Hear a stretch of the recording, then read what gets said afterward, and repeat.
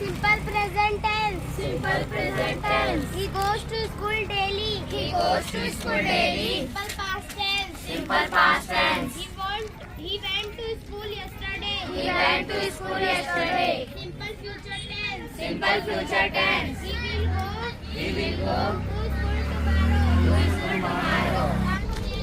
सो ये तरीका है कैलकुलेशन करने का कि हम यहाँ पर एक प्रॉब्लम से डील, ये इसको कहते हैं अलजेब्राइक एक्सप्रेशन, अलजेब्रा का एक्सप्रेशन।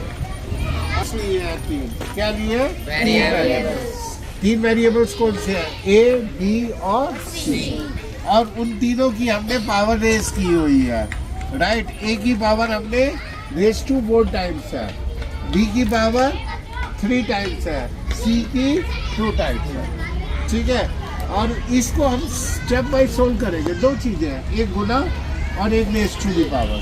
इस बात को हमेशा दिमाग में बैठा कर रखो। पहले रेज टू दी पावर को सोल्व करते हैं और उसके बाद जो नंबर आता है जितने टाइम्स है, जैसे 5 ये है तो उसको 5 से मल्टीप्लाई करें और उसके बाद प्लस पहले किया जाएगा और सब्ट्रैक्शन बाद में किया जाएगा, ठीक है? क्लियर? Very good. चलिए, तो सर इंग्लिश में ही पढ़ा रहे हैं आपको ना? इंग्लिश ही पढ़ा रहे हैं। इंग्लिश ही पढ़ा रहे हैं। अभी आप सुनिए बेटा, टेंथ से सुनाओ।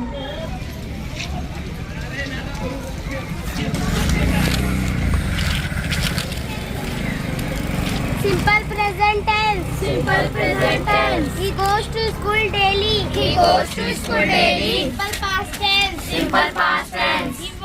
He went to school yesterday. He went to school yesterday. Simple future tense. Simple future tense. He will go He will go to school tomorrow. to school tomorrow.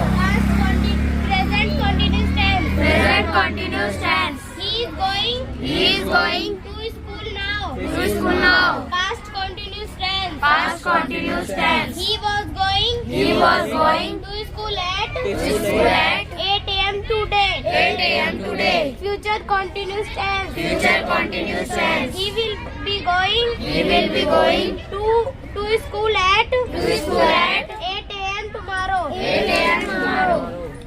Present perfect tense. Present perfect tense. He has gone He has gone to school today. to school today. Past perfect tense. Past perfect tense. He had gone He had gone to school yesterday. to school yesterday. Future perfect tense. Future perfect tense. He will have gone to school by 9 a.m. By 9 a.m. tomorrow.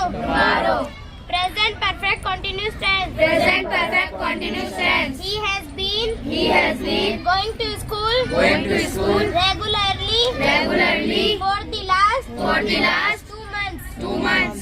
Past perfect continuous tense. Past perfect continuous tense. He had been going to school regularly for the last 2 months. Future perfect continuous tense. Future perfect continuous tense. He will have been going to school for 3 months. By December 2024. 2024. चलो अब हिंदी की sir अभी आप अपने इस as को जो है यूज़ कर रहे हैं इन बच्चों के फ्यूचर बनाने के लिए। क्या हमारे देश के लोग ऐसा सोचते हैं? हर एक इंसान में अच्छाई है। लोग सोचते हैं, करना चाहते हैं पर करते नहीं हैं। सबसे बड़ी समस्या ये है, लोग लिप सर्विस ज़्यादा देते हैं। कहीं उनको हार्ट में फील होता है कि उन्हें समाज के लिए कुछ करना चाहिए, परंतु सिर्फ सोच कर रह जा। सबसे बड़ी जीवन में जो सबसे इम्पोर्टेंट बात है कमिटमेंट।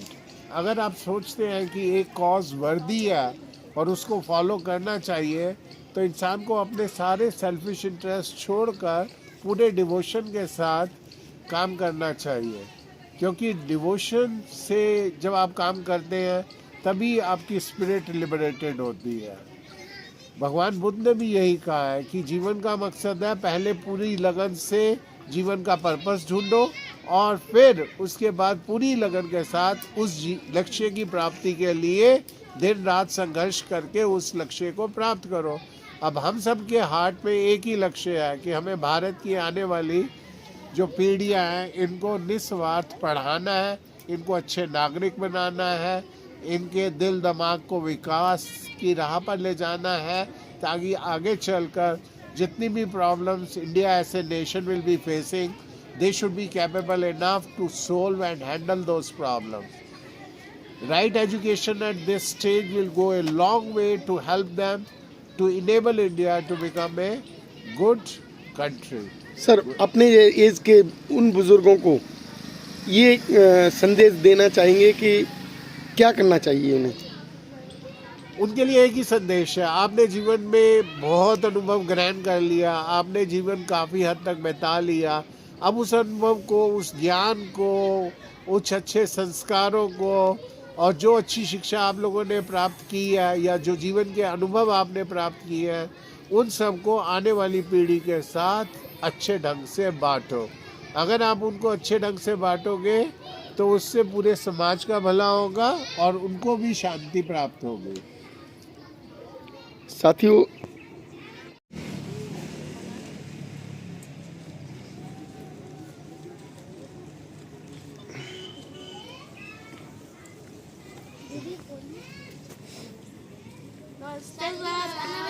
नमस्ते. इन बच्चों के कौन कौन सी क्लास के बच्चे बेटा ये? सर ये 5th क्लास तक के बच्चे हैं बस. अच्छा, आप पढ़ा रहे हो? आप कौन सी क्लास से हो? सर अभी ग्रेजुएशन कर रही हूँ मैं. ग्रेजुएशन कर रहे हो? तो यहाँ पढ़ाने के लिए आपको कुछ मिलता है? जी सर. खर्चा मिलता है? क्या खर्चा मिल रहा है? सर 2000 रुपये मिलते हैं मंथली. बहुत बढ़िया बेटा, अपनी खुद की पढ़ाई के लिए खर्चा आपको मिल रहा है और सेवा भी कर रहे हो, बहुत अच्छा है. बच्चे सभी लोग खुश हैं क्या? Yes, sir. जो आप पढ़ाई करते हो, ढंग से पढ़ाई करते हो? Yes, sir. बहुत बढ़िया. कहाँ से आए हो आप लोग? कासना से. कासना से? सर यहाँ से आते हैं बच्चे. अच्छा, इस साइड से. बहुत बढ़िया बेटा, आप ऐसे ही जो है, बहुत बढ़िया, ऐसे ही आप मेहनत करते रहो इन बच्चों के साथ, जिससे इन बच्चों का भविष्य बने और ये बच्चे खुशहाल होंगे, देश खुशहाल होगा, देश तरक्की करेगा अगर ये बच्चे तरक्की करेंगे, क्योंकि हमारे बच्चों का जो भविष्य बनेगा तो देश का भी भविष्य बनेगा. Okay, thank you. साथियों, ये जीवन का अनमोल तोहफा जो शिक्षा, जो ये ग्राउंड में बैठकर बच्चों को दे रहे हैं, जो कि ये बच्चे देख रहे हैं आप. हमारे समाज में लोग अपना टाइम बर्बाद करते हैं बात करने में, उठने बैठने में और कोई ऐसे फिजूल कार्य में, लड़ाई झगड़े में. हर तरीके से आपको शांति मिलेगी अगर आप लक्ष्य बनाकर समाज की सेवा करेंगे, इन बच्चों की शिक्षा की तरफ जाएंगे, तो हमारा देश शिक्षित भी होगा और शिक्षा के साथ साथ हमारे देश का विकास भी होगा. तो हमारे देश के प्रत्येक युवा को कम से कम जो अपने जिम्मेदारियों से फ्री हो गए हैं, अपनी जिम्मेदारी समझकर इस तरीके से कार्य करना चाहिए. इसी के साथ नमो बुद्धाय, जय भीम.